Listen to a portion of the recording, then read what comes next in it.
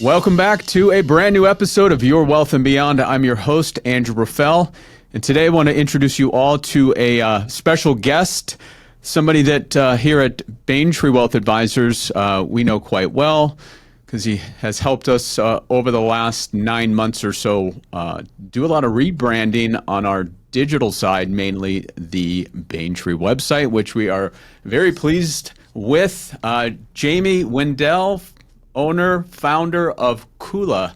How are you today? I'm good, and you, Andrew? Thanks for the intro. So marketing is a passion, I know, for you. It's a passion for us over here. So I am excited to dig deep today and talk a lot about digital marketing, some of the evolution, your passion in that side of the space, and we'll hit on a lot of great things. So thanks for joining us today. Yeah, pleasure. I'm excited. I'm excited to jump in and chat.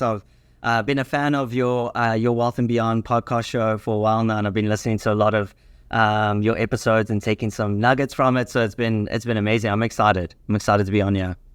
Awesome. Yeah. So let's take a little step back. So you're originally from Johannesburg. That's correct. Joburg for short, if for those out there, or Josie is another acronym. But born and raised in Johannesburg, was there most of my life. So for the first 30 years, that I spent there. And you kind of stumbled into the branding space, digital space, because for you, first, your background is you started building your first company as an entrepreneur, and it was like a logistics company? That's correct. So I can give you a little bit of just a high level background or story. So I left high school, didn't know what I wanted to study. And so I loved interior design and architecture, funny enough, but never had the guts to go and pursue it. And so I joined the corporate working world like a lot of people do. And I landed a job at it's a Canadian founded company called Smartboard, Smart Interactive Whiteboards. You might be familiar with them. And so we were the sole distributors for the whole of Africa for Smart. And so I joined this company, super cool, young owners, and a small team. And I started out in logistics, packing boxes, managing the warehouse. And I was 19 years old, super nervous, super young. But I grew within this company within the 6 years that I was there. And I did really, really well. And so up until the age of 25, I was, at that time, I grew into the logistics and operations management role. And I love logistics and I love finance, and I dabbled in a lot of different departments. And so fast forward, that was my first company. When I was 25, I thought, I love this entrepreneurial scene and I just love business. And I was like, you know what, I didn't have any commitments at the time, no girlfriend or anything. So I was like, I'm going to take the leap of faith and take that step, and I'm going to start my own business. And so I resigned. My directors weren't too happy at the time because they were losing me, and they were like, but they were very happy for me at the same time. It's a bittersweet moment. And I started a company called Think Africa. And so that company was basically helping small businesses ship their parcels, imports and exports all around the world. So I lasted a year, and I ran out of money. So, and then it went back into the working world. So I learned at a young age, it's not that easy to start and run a business. We can chat more about that. And what you looked at, though, is when you were building that, you had some of the branding that you built for obviously the company. Most businesses don't make it, but the eye that you had, your peers, friends, some of the clients and so forth, they looked at the branding you were doing like, wow, that's pretty phenomenal. What's going on here? Yeah. So I loved drawing in high school, and I loved drawing logos, and I think there was a little bit of a creative side to me, definitely. I wasn't very academic in school at all, so I wouldn't say I was on the academic side. Love sports. I went to school just, to be with friends and play. And so, when I started Think Africa, I think one of the things that I did really well was all the branding essentials. So I had logos, I had business card, I had, my website was built on WordPress at the time, that I did myself. I just self-taught, and then did a lot of the back-end stuff really well. But what I lacked was the ability to go and sell and market myself at that age. So I didn't have the confidence to go and like knock on doors and be like, hey, this is my business. I would love to do business with you. I just wasn't there at that stage. Didn't learn it. Didn't have that. I was very strong on the admin and ops side. And so that's kind of where some of those branding elements, but you're right. A lot of friends and family are like, wow, this is actually, you set this up really, really nicely. Yeah. And so, but without having the sales side of it, it's like you could have all these great things, and then we need money coming in. You we need clients, money coming we need in. customers. Yeah, you got to keep the engine running, right? And that's one of the areas that I was lacking in, and that's probably the main reason why I left the business and closed it down a year later, is because I ran no cash flow to keep me going. Yeah. But you learned, though, in that end, I can start building websites through in that time, and we'll talk a little bit further on about Webflow, but you learned the WordPress side of things. Correct. And realize this isn't maybe that difficult, or you have the mind for it, the creative mind to be Correct. able to build something on that end. And Correct. so then when did you take the official leap to start your company?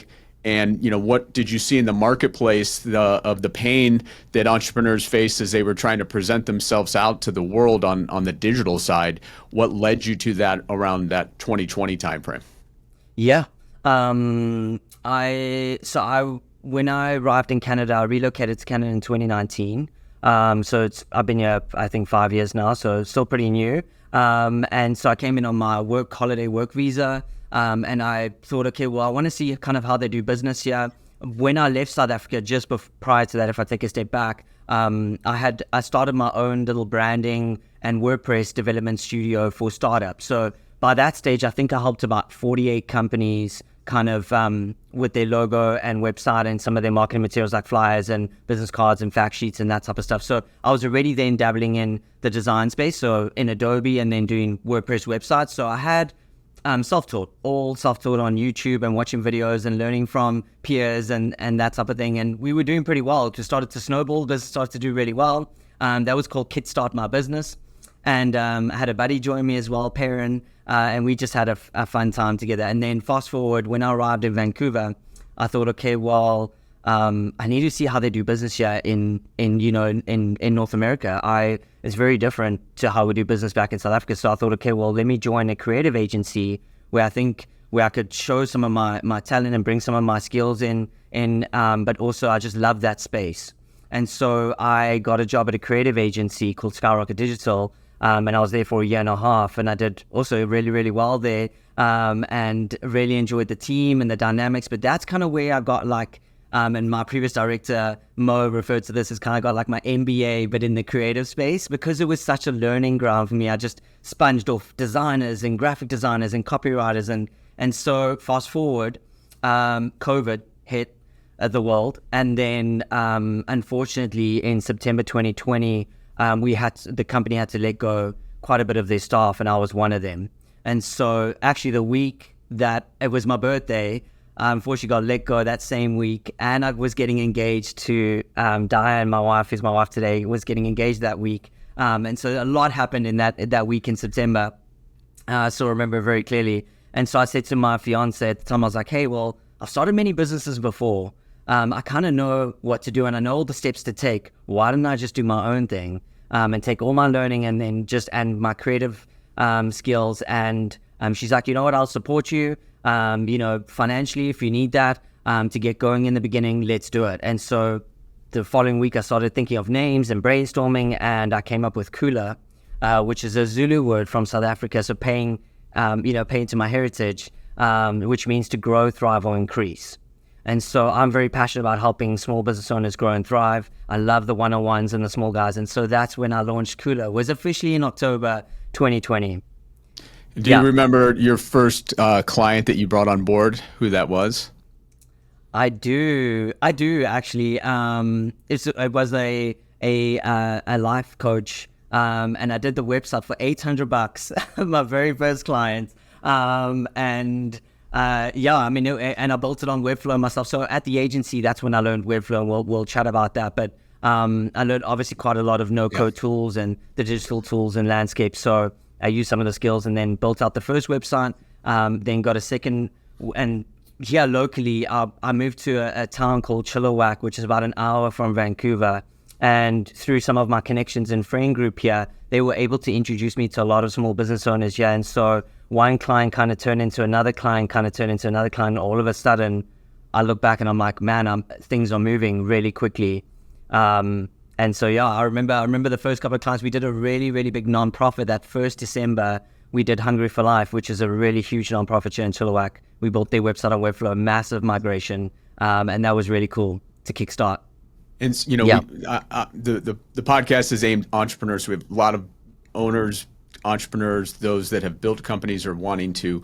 And over the years, as you have started diving in and seeing what's working, what isn't, what is some of the biggest things you've seen, the issues that business owners face in their, until you start working with them collaboratively and partnering with them? Like, what are some of the areas that you see that their website and their whole branding is not facilitating? Do you have a couple of items that you've seen over and over and over again that you help try to fix? Yeah, that's a great question. It takes me back to one of my clients. She came to me. She was a photographer, really well-known photographer here in Chilliwack, and she'd been running for 10 years. And one of the things that I kept picking up over and over was, and I did this in the beginning as well, is kind of DIYing your branding and your website in the beginning. And I know cash flow money is always a tough part in the beginning, so you're trying to save money. But I strongly believe if you invest and you take, and I've seen it with some of our clients, if they take the money and they invest up front into their branding and their website and get it professionally done, the long-term or compound effect of that is huge. So an example is that photographer, she did her own logo like way back, and she built her WordPress website herself like way back, but it was not great. So we actually hired her as our wedding photographer, and I had a chat with her after. I was like, look, and she knew that it wasn't up to par as what her skills and her expertise were. So there was kind of like this, almost like this mismatch. Like, she was at a level where she could charge really, really good money, but she wasn't, just because of the way she was perceived. Her branding and her logo was blurry. Her website was really hard to navigate. A lot of even her visitors complained about the website, and she was losing a lot of business.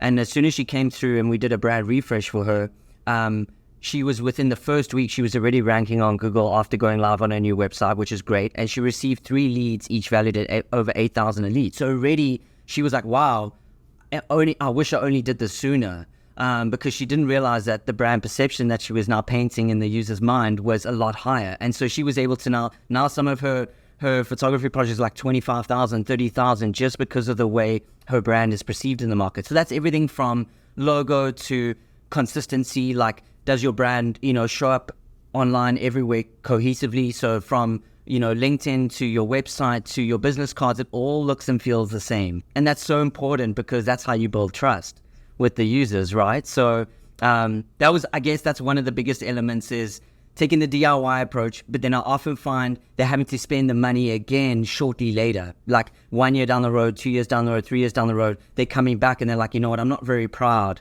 of what I created. I really need to take it up a level. And I often say it's a pity, because if you did that from the beginning, I think you would be further along, and you would probably would have got more business. Yeah. And so when you're taking a client through a brand refresh, what does that look like? So if I'm a listener and I've tried to do it myself, DIY, and I've got a lot of things, none of it's meshing together, and I feel like I don't have maybe the wherewithal to know what to do, or what I just don't know what I don't know. How does that, like, high level, if we're talking to a listener and an owner, the entrepreneur that has not gone through that branding refresh, what does it look like? How do you get to the crux of their business, their clients, their passion, all of those things? How do you walk somebody through it so that you can learn where they are, so that then you can help them and lead them to the next level? For sure. There's some key steps, and this has kind of been part of our proven process as we've established this over the last 4 years of running KHULA. Every agency and studio, will do things a little bit differently, but high level, it starts with your your brand positioning or your brand strategy is what we refer to it. So really understanding who you are, how you show up in the world, who your competitors are, and even on your team, Lexi did a really great job of this, is unpacking your target personas. Who's your ideal customer? Like, who are you actually trying to sell to and talk to? Because I've seen even a lot of small business owners, they haven't really taken the time to unpack that very first important step. Or I see it as almost like Maslow's hierarchy of needs. It's kind of like the foundation. If we're building a house, if you don't have that foundation in place and understanding of how your business shows up in the world, then how do you do all the creative elements that follow on from that? So the first step is brand strategy, brand positioning. So how do you want to be perceived in the market, and occupy that mental space with your users? And then I would say typically, then you would go into brand identity design, which is your logo, colors, fonts, look and feel, visual direction. And then normally in line with that is then your messaging, your copy. And so those two elements actually stem from the strategy. So a lot of times copywriters or graphic designers, they need to pull that information from who you are, your vision, who you're trying to target, and that will dictate the design and the copy. And then from there, then you would do all the other digital elements. So you would then perhaps do website, your social media, and then any sort of marketing email campaigns. Everything kind of trickles or follows on from that. So just super high level brand refresh. Those are kind of the phases you would typically walk through. Where a lot of small business owners get it wrong is they would typically they say, oh, I need a logo, I need a website. That's where they start. And in my world, sure, those are important things. Even as a branding studio, those are, we always say they're important, but I would actually say more so important before even you do a logo and a website. And I've seen businesses do really well just having a social media account, no logo, no website. It's because they really took the time to understand who they are and how they show up in the world and who do they actually serve and what pain points are they solving for those customers. That's, I would say, the most important piece. Yeah, and I assume a lot of them don't even have, when you meet with them, even the brand guidelines of what colors to use, and it's just ad hoc, and they might have used one consultant here, another freelancer over here. Nobody's talking, so you've got different fonts, different colors. Oh man, and that's it's just entrepreneurs are running so fast that they don't really have the wherewithal and the time to be able to get this on put paper. That all together. Correct, totally. And so then the this user experience, so you help them walk through, because in their mind they know everything about their company, their brand, what their offering is, but they maybe haven't taken that step of what's the user actually experiencing when they come to the site or they come to social media. Is that where you see a lot of issues as well, where they thinking that it's this way, but it's really to the person that they're trying to reach, they haven't built anything that's going to get them emotionally compelled to take action? It's true. I did a custom experience certification course recently, and it was really cool to do that course, because one of the things that we learned is this concept of walking in your customer's shoes. And so oftentimes I try to tell business owners, put yourself in your customer's shoes and then pretend like you're buying from your business. What would that journey look like?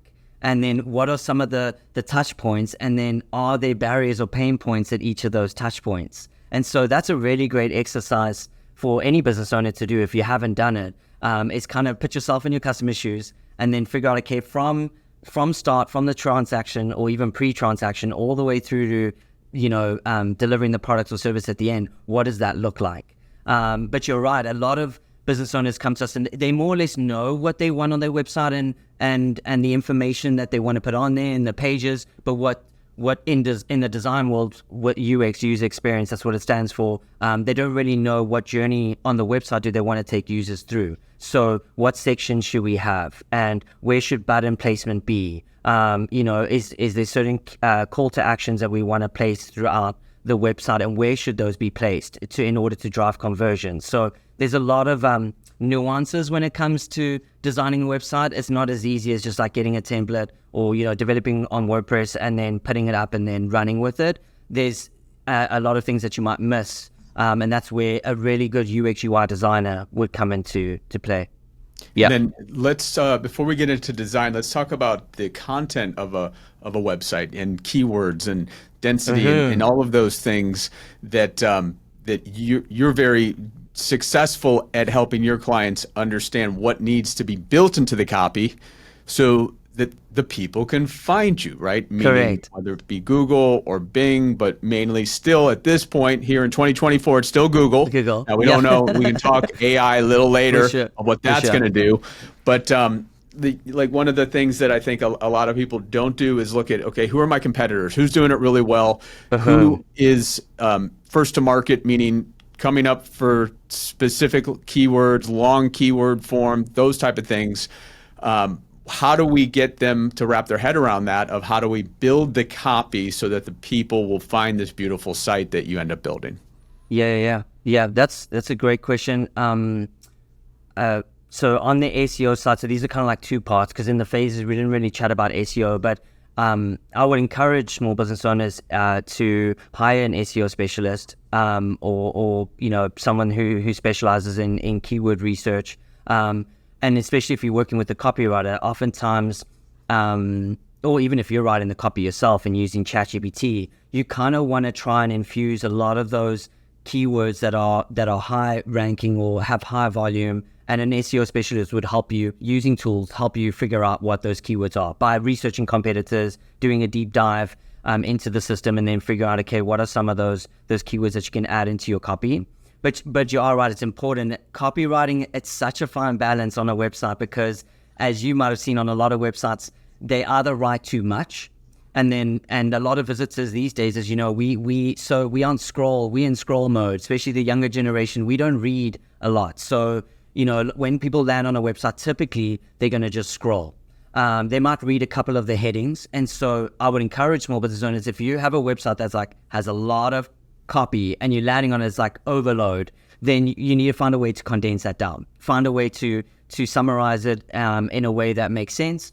And that's what a good copywriter is really, really good at and that's part of the storytelling format, is figuring out what are those headings and copy. And then you're right, the second part of it is, how do we infuse in a natural way, still sounding human, how do we infuse some of those technical keywords into the copy so that when people are searching on Google and Google's crawling your website, you're able to rank for some of those keywords. There's obviously another whole discussion around ranking and getting there, as you know, with backlinks and the whole strategy. But one of the great ways to this is making sure that your copy in your website has some of those keywords in it. Some people just write to either sound pretty or to try and speak to their ideal customer, but then they forget about the technical part, like the how's this going to help me? Is this what people are searching for on Google in order to help my page rank? Yeah. Yep. All right, then let's dig into the part you're most passionate about, the design, the user friendliness. You talked about how you learned your way through WordPress, and that's where I don't know the percentage, but I would still say a high percentage of sites are utilizing WordPress and as their beacon to and their go-to. But Webflow. So you came across Webflow as you started your firm. And Correct. For those of the listeners and the viewers that aren't familiar with Webflow, they might have been on sites that utilize that as the UI. But what is Webflow? How does that differ from WordPress? And where do you see that going as the industry changes to like what you talked about, which is scrolling and more graphics and more user friendliness in this age we're in, where they don't want to read, they want it to be visual pleasing. Yeah. So, obviously we built your website and migrated over to Webflow, and your team's already started to see some of the benefits of it. But in a nutshell, so Webflow's been around, I think it's for about 15 years now. So obviously not as long as WordPress. WordPress is still, like you said, the go-to for a lot of people. But the fundamental difference are no-code is a all-in-one no-code platform. So meaning when you go in and you build, what they've done is they've created a really great tool that allows you to build natively inside of Webflow without having to use plugins, as an example. So if you're familiar with WordPress and let's say you want to add certain sections or you want to update the menu nav or footer, you have to know a little bit of HTML coding in order to make that work and also to make it responsive. But then also you have the the whole notion of plugins. So an example, like you want to add all your SEO, meta titles, and meta descriptions. So we're going to get super technical here, but some people might have to Google these terms after the podcast. But you have to install a plugin in order to add all those meta, like Yoast SEO as a plugin, right, in WordPress. And so in Webflow, they've built all of that natively inside of their tool. So meaning the platform itself doesn't run on plugins. And so we can build the same interaction, same movement, same menu nav and footers, but you build it on a canvas using drag and drop elements, essentially. So the coding, the HTML and the CSS and the JavaScript is all underneath, but you don't see it. And so that's the real powerful part about what Webflow has built. It's really cool. And the CEO and founder, Vlad, he often refers to it as giving development superpowers to everyone. That's his mission is trying to make it so simple for people that don't know coding. They don't want to learn HTML coding, but they want to get a professional website up and running. Could they do it by means of drag and drop? So again, yes, there's other platforms out there, Squarespace, Wix, they have a very similar model, but where Webflow really shines is they have a lot of advanced capabilities built in. So there is the option to add some custom coding or to be able to do API integrations and be able to do some really advanced things inside, which then allows you to build in a platform that, you don't have to worry about plugins slowing your website down from a performance perspective.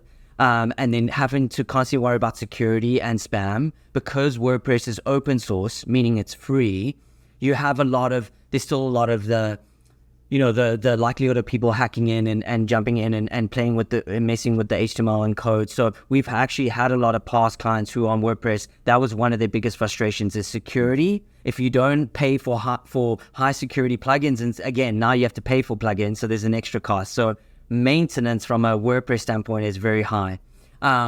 But that's one of the biggest reasons migrating over to Webflow is, one, security. They already have great security baked in into their platform.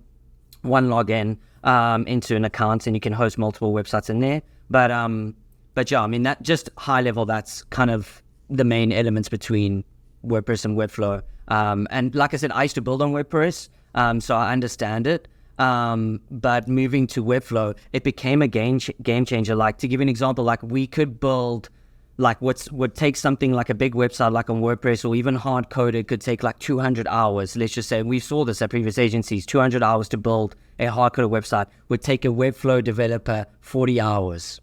And the reason is just because of the speed in which you can build inside of this platform, because it's drag and drop, you can get the same look and feel, but at a much quicker rate.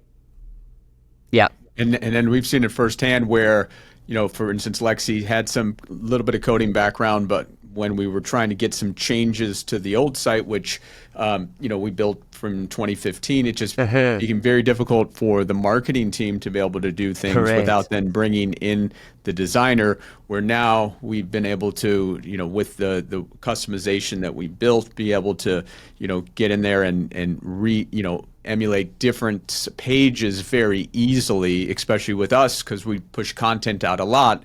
Correct. So that made it, a lot more user friendly from that side, and then taking out the middle person, you guys, from that standpoint, unless we needed to do a big overhaul. Correct. And then with that user friendliness too, from the visual side of it, you've talked about where sites have evolved over these last few years, where it's a little bit less content and more of the scrolling, because most of the time we're on our phones and doing it that way. So is that something that also is a separation too in this type of UI versus the old way, even if it was mobile friendly? Correct. Because a lot of the old, well, I guess it also depends on developers. If you hired a developer to custom code a website or to even build on WordPress, typically they're not designers. So that's where I think a lot of people might get this wrong, and I got this wrong early on as well. I would hire a developer thinking they were going to design. They would use a template and they would use plugins and they would make it work. But then again, the website didn't really have the user flow that it should have, or visually it just wasn't quite there. You can tell a WordPress website from any other website just by the look and feel of it. Like, I could tell which websites are made on WordPress just because some of them have they have a look to them. And so one of the things is with Webflow, sure, there's beautiful pre-made templates. You can build really quickly using one of their templates. Great. So they have that option as well. But if you want to create a design that's unique to you and your business and your audience, then the right way is to hire a UX UI designer. So those are individuals that would design on a platform like in Adobe XD or Figma is what we designed yours in. And then essentially they're prototyping and designing the website before you actually move it into Webflow or develop it. And so that's the real differentiators. In the old way, you would hire a developer and they would just build it all together straight in the platform. Whereas today you would hire a designer who's separate from a developer, and then they would build design it and then hand it over to the dev team to then build inside of Webflow. Two different individuals. Some people kind of amalgamate them into one. Sure, there is some great UX UI designers who can also develop in Webflow, and so they have the talent and learning of doing both. You do get them. Not to say that you can't, but that from my experience, those are two kind of different individuals with different talents. Mm-hmm. And then let's talk about the evolution of AI and how that to take that account with web design in the future. Like, what are some of the things that you're seeing that maybe you're already utilizing? Where do you see the next phase in AI and website design and user experience, all the way down to how it's going to get presented out to the search engines? For sure. So I already know, like I've taken a look at some websites that have like AI generated websites, and I've taken a look at them, and I think they're not there yet. And so there is some website builders where you can like put in your prompts and then it'll actually build out the page for you. We're already at that stage, but the look and feel is just you can't even compare it to what a designer would design. It's like really, it looks super old school. You can kind of tell it's not there yet. But in some of the tools that we're using, even Webflow as an example, they're going to be releasing soon, and it's coming, where they're going to be using AI to help you build faster and get the results that you want quicker.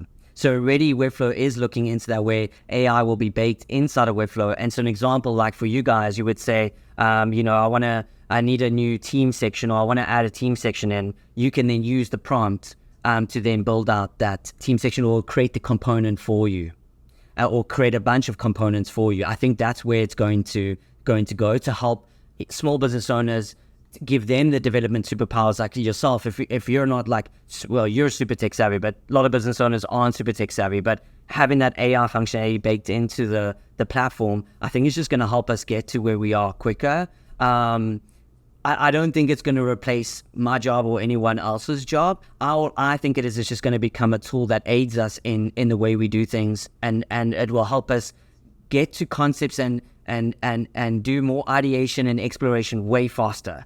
And so I think that's going to be the fun part. Already inside of Webflow, there's a lot of tools that you can pull in, like Jasper AI, where you can then write copy inside of Webflow and it'll actually put it inside the block for you, and you can then ask it to generate different options for you. So we're already there, which is great for small business owners to be able to iterate and refine at that speed and not have to always reach out to an agency or to a studio. I think is awesome. Like I believe in, especially in business owners, and I love that, is we try and empower a lot of our business owners. Like, I want them to feel in control and take ownership of their digital presence and website. I don't like the old typical way of, and I've worked with many agencies in South Africa where they hold all the reins. You know what I mean? They own the domain, they own your websites, locally hosted on their server. I strongly don't believe in that anymore. I think companies and businesses should own their own domain, own their own website, and that's what I do at KHULA. I help a lot of our small business owners migrate over, transfer the domain so they can own it, transfer their website into Webflow under their account, their credit card, their name, and then they can take ownership. And I just love that. Yeah. This is a long answer to your question. Yeah, no, instead of like a lot of times people feel held hostage by their design company. They, don't think that they don't really realize it, but they don't really control the lock and key. No, correct. And I know we've incorporated some pretty cool video in our site. Is that something that you're a big proponent of trying to incorporate that into to make it individual for the business? However, they're going to showcase themselves, but where does video fall into things? Yeah, that's a great question. And I think you guys did that really well. And even with Lexi and the team, like, you guys got really great photos. That's another big thing that we're starting to notice more and more. And I try and encourage small business owners, if you can, hire a professional photographer or drone videographer, get some images shot and taken. It just takes your website to another level. And it also, I feel, when you come on a website and you see a lot of stock photos, like, and specifically free stock photos. And I understand sometimes it's a challenge because maybe you don't have the funds to get a professional photographer, but it just doesn't feel as authentic and real. And if you look at your website, when you see your guys' faces and you see the faces behind the brand, I just feel that builds a lot more trust and authenticity with a brand. And so I feel strongly like, if you have the money, invest in a photographer, get some assets, even if it's you, in a studio, in your office environment, working behind your desk or your laptop. I just love seeing that and seeing the person behind the brand. And even if it's like coaches, consultants, you often find, like, if they're using a bunch of stock photos, it's like, okay, that's a little bit strange. Give you another example. My wife and I were looking at daycares for our little one the other day, and we stumbled across a daycare here where they use stock photos in their gallery, and we were like, we're not even going to reach out to them. I thought that was really weird, because it's like, well, we're not even getting a sense or feel of the environment that our child's going to play in. What do the teachers look like? And get a feel for the daycare. To have just a bunch of stock photos that we saw, I'm like, that's a little bit strange. So again, there's that trust factor that's missing there. But I think video, to come back to your question, video definitely brings a website to life. So if there's ways for you to add background videos in, like what you've done, some drone shots or some, like, just a couple of scenes that you could loop of you guys collaborating around a table, maybe, advising with some of your advisors. It just kind of brings another element to your website design, and it makes it visually appealing. So it makes people want to sit and linger longer on your website. And that's what you want people to do. You want them to stay. You don't want them to come on a website that's static and boring, and then they bounce off to the competitor who is maybe a little bit more interactive and a little bit more fun and playful. So video definitely does play a big part. It sounds like that daycare might be a perfect opportunity for a new client of yours, right? That's true. That's true. What about, so, with a lot of websites, yes, the whole main goal is somebody pick up the phone, click, email, call. But a lot of times, depending upon what industry you're in, they're not ready yet. They're getting to, kicking the tires, getting to learn. Like, you guys went to this daycare and obviously it didn't go the way that you want, but if it did look good, you might have, they might have had some type of call to action. Correct. So call to action, what that means, audience, is that we're giving something away of value to then obtain information, name, email address, maybe a phone number. Obviously, then you have to get into your marketing and do the back end once you get that. Correct. But what are some of the things, you've been in the industry for a while, you've worked with a lot of businesses, large and small. What are some of the mistakes websites and entrepreneurs are making in those CTAs on the website that isn't getting the results that they maybe thought they should get or that they desire? That's a good one. Yeah, I mean, I've seen more and more, and some of the things that we try and do with our copyright, especially when thinking of like call to actions or buttons and things that you want to drive people to convert. I would say, don't hesitate to put in strong words. So, like, be direct. It's okay. You actually want to be direct. So let me give you an example. Like, a lot of times people on the websites will put like soft CTAs, like learn more or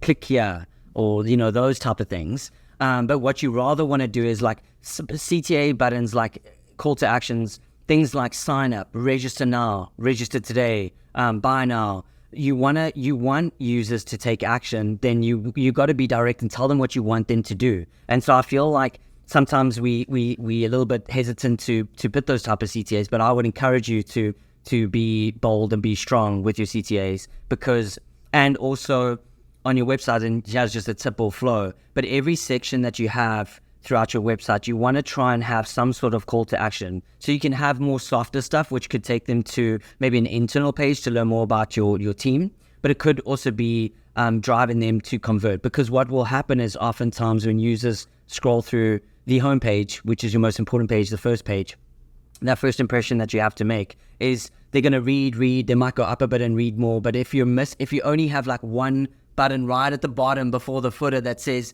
book a call today or schedule a call, and you have nothing else everywhere else, well, then you're missing an opportunity to drive that conversion. So a great way or just encouragement is don't be scared to add call to actions in each section, or as many sections as you can, because often what times is and maybe that's a psychological thing, is when people are reading through it, they might be hesitant to book a call straight away. But as soon as they carry on reading and they get further down the page, they might see the book a call again, and then at that stage they might be ready based on what they've read. And so if you don't have a button there, well, then they're not gonna take action. They're just gonna drop off and then go somewhere else. Right. And so strategically placing them. And the other is like not having a ton of different ones. That's what a lot of in our industry, there's just so many different calls to action. Download this white paper, this here, boom. And then it's like information overload for the brain. Totally. And then they're not going to do anything because it's paralysis by analysis. Totally. You nailed it, because I think what you rather want to do is go with one sort of call to action, like, in your case, it could be like an ebook or a download or a checklist, and then or retirement guide, and get individuals to go and lock into that. And I think that's a great way to also test what works and what doesn't work, because if you have tons all over, you can't really monitor and gauge to see what are users clicking the most of. So I would say go with one strong one. And then if it's not working, swap it out and do another one, and then try it and see if you get a lot of signups. Okay, what's working? Is it our title? Is it the book cover that we designed, or the ebook cover? Look at the different, maybe some of the paragraph text. Maybe change the button text. Maybe it's the button. Maybe maybe you need something a little bit stronger than learn more or click here to download. Maybe you change it to download now or download our guide or whatever the case is. But I would say, that's really important, is try not overwhelm the user with everything, too many call to actions. Yeah. And at KHULA, when you've gone through the process with a client and you've done the story branding, the refresh, potentially a new website, all of those things, how do you measure success that it was a success, right? Uh-huh. How do you measure the success of a happy client? Uh-huh. Oh, that's a good one. It's hard because branding, even website, like the direct return on investment is quite hard to measure, right? Like how do you, like your new logo and look and feel, it doesn't always generate business immediately. And so a lot of our clients, it's quite hard for them to see, if they're spending 20, 30, 40, 50,000 with us, then it's like, well, I don't see the immediate effects straight away. And oftentimes it does only come later down the road, because of the way you perceived. And I've often clients come back and have said, man, I'm winning bigger ticket items. I've been able to raise my prices. So that's been a lot of the follow on, but that normally only comes a little bit down the road. So 6 months down the line or 3 months down the line, once the rankings are happening and Google's picked it up. Because you've got to remember, Google also takes a while for you to crawl the website and actually start to show on Google. But then it's also up to you to make sure that you're posting regular content on your website, keeping it fresh and updated. A lot of people just think, oh, put the website up and then I'm done, and then walk away and they think, and it's set and forget it, that's actually the opposite of the thing you need to do. A website is never static. You got to constantly add content, news, blogs, events, articles, keep updating, team members, refreshing the whole time, maybe changing out some copy, constantly A/B testing the whole time. And so how I measured for media, to answer your question, is we look at what was your brand look like before, what does it look like after, and then we also measure some of those elements that we're missing, some of the gaps. So in your case, like, I don't know if you remember, we shared here's some of what your SEO looked like before. You were missing some titles on some pages, maybe they were too short. Often, here's a good one. If you Google your company and you see on Google that it says your company name -home or home - your company name, well, then you haven't done your SEO correctly, because you don't want home as one of your keywords in your meta title. So that just tells me you haven't done any SEO at all. And so that's a really quick way for you to see if you've got some work to do. And I show what the SEO was before, what it is after, and then sometimes we also take a look at like your domain rating, which is, kind of look at like what were you before, and then as you're going through and we launch, and then a couple of weeks later we can look at that to see, through some SEO and some backlinks, has that increased? Would be the next one. But yeah, like I said, branding is a little bit hard. It's kind of one of those things that, like the person that designed the Nike logo, would they know that it would be that big of a brand and business later on in life? Maybe not. Did he charge in accordance to that? Maybe not. But it's like one of those things, right? Like, how do you know how big the brand's going to become or be once you've done the design? So yeah. And if you've grown your company, what are some of the things you've learned as a leader as you're growing, not just helping the businesses that are your clients, but you growing your company and you bringing on employees? What are some of the things you've learned and some advice that you have for these aspiring business owners that may not have taken that leap of faith yet, but you've learned along the way? Yeah, that's a good one. I'm actually doing a lot of leadership kind of like coaching and mentoring at the moment, just to be a better leader, really, to both my clients, my suppliers, and my team. But some of the things I learned really early on, especially for young entrepreneurs, or if you're starting a business and you have no one in your family are entrepreneurs, and you're taking that leap of faith, I would say get a coach or get a mentor early on. I had a couple of really, really good people in my corner early on, which helped me establish what KHULA is today. And I don't think KHULA would be where it is without people, without my mentors, coaches, and without my team. Definitely people, I always put people at the forefront of KHULA. And so coaches great to bounce ideas off and to have there and to just help you work through some of the challenges and frustrations. Mentors are there really just for their wisdom and guidance, and then also just to really make sure that you're going in the right direction and you're not chasing every shiny object. So they try and help you, keep you on track. But I would say those two are probably the most important as a leader. And then you can also learn from them, their leadership skills, and then embody that and then do that with your team. And then constant education and development, like learning and development. I think a lot of small business owners don't prioritize learning and development. And so I would encourage small business owners every year, do you have a plan of what your year is going to look like for next year, for 2025? What does your learning and development look like? Like, are you signing up to some courses? Are you subscribing to podcasts? Are you reading books? Are you constantly wanting to add to your toolbar and learn? Because I feel like as a leader, that's a great way for you to grow. But then also to, pass that knowledge on to your team, to your people. And I feel like education is the key to that, to unlocking the potential that you have as a leader. And so I find that's really, really important. That's been a big shift for me, is the constant self-development, self-reflection, self-development has been really key in my success and what we've done to date. Yeah, I love it. Yeah, it's a constant grind. You got to continue evolving yourself, and you have to. It's going to help with the opportunities that come for the business, for the employees, and for the clients as well. So it sounds like you're having fun. You found your calling, huh? I have. I think I have. I mean, I love the creative space, and I love just people just as much. And so, I love that I get to work with talented creatives all around the world, and my clients all around the world as well. I mean, we've had clients out of the Caribbean and United Kingdom and, South Africa and all over. So it's really cool to kind of see different cultures, different backgrounds, how they do things, and you constantly just learning. I feel like in my world, like being digital and online, it's just so cool to kind of be able to do this.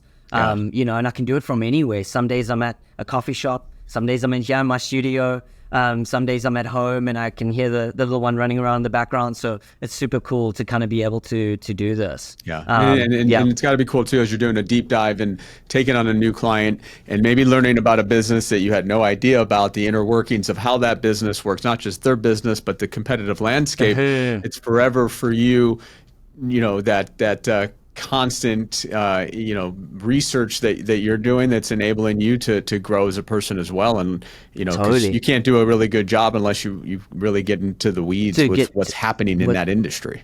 Totally. It's the same with Bayntree as an example.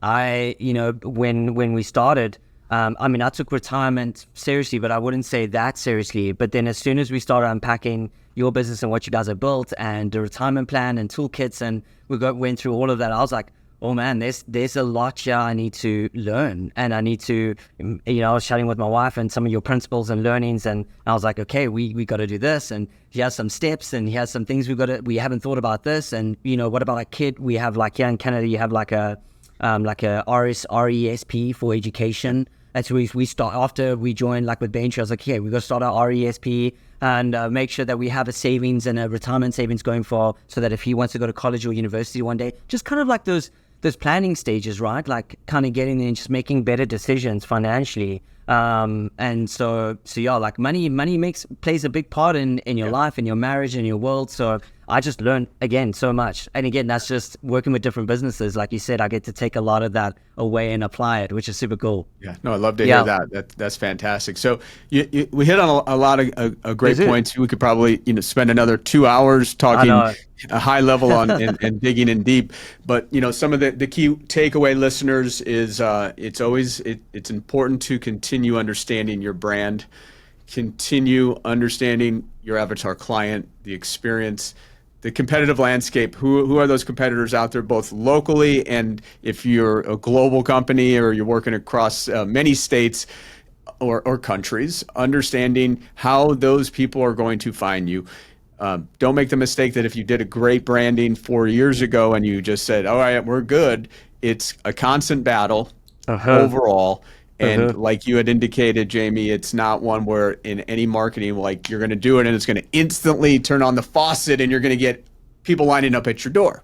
Yeah. It's a long play, a long play that will have a return on the investment. Correct. If you put the time in, you work with professionals that understand the industry, that understand the technology, but you got to look at it and say, we're going to do it, but we got to continually focus on things changing, evolving, landscapes, etc., and not just stay true to what you did a few years ago. And I'm sure that's for you repeat clients that maybe you don't have to do the full rebrand, but it's like, hey, check in with them in 2 years. Yeah. What's changed? What could we do better? What kind of content are you doing? And continually having those conversations to help them maximize their growth. Totally. Yeah, you totally nailed it. What is, as we end today, what's next for KHULA? What do you see? You just continue to grow this thing over the next few years? Yeah. It's something as a small business owner, like something that you're just constantly thinking about and where can we go? But I think one of my missions that I put that I changed recently was we really our goal is to impact and help 1,000 small business owners transform and thrive. So I'm on a mission to get to the 1,000 mark, would be my first mark. So we had about 150 now, small business owners around the world transformed. But I want to get to 1,000. And it's not a metric thing. I think it's just so that I have like a goal in mind that I want to reach more people. And I think at KHULA, we have such a great team, and we have such a nimble, agile approach to how we do design, and I feel like we could help a lot more small business owners grow and thrive. And I think branding and how you position yourself online and in the world, even with custom experience elements, I feel like there's a gap, and I feel like we can help them close that gap really quickly and affordably. And so that's kind of my next goal for KHULA. We have a great team already, and like I said, we have a great proven process. So all of that is pretty much buttoned down. It's now just about getting out there and reaching more people. Essentially, more business owners that are in need or want to start a business. We'll check in with you in 5 years to see if we hit that goal. Hopefully sooner. But kudos to what you're doing. Your passion reigns through. Your team's been great. Personally, we can vouch for that. And thank you. In the show notes, there'll be for listeners ways to contact Jamie. He can get on the phone and just rap about what you're currently doing and maybe provide some advice and see if there's some things that you can do a little bit better, some tweaking, some optimizing, whether it's a do-it-yourself project or you get on the full brand there. So, well, this has been great. Appreciate helping us understand the landscape, where the digital space is going, how to understand your avatar client, building the user experience. and taking full advantage of some of the evolution we've seen in the tech space, whether AI is going to completely overhaul things or not. We know your job is definitely recession proof. We're always going to need somebody to help guide us through there. So appreciate you taking the time to spend with us and on the Your Wealth and Beyond podcast. Listeners, if you've enjoyed this episode, make sure to subscribe to the podcast on all the platforms, Apple, Spotify, etc.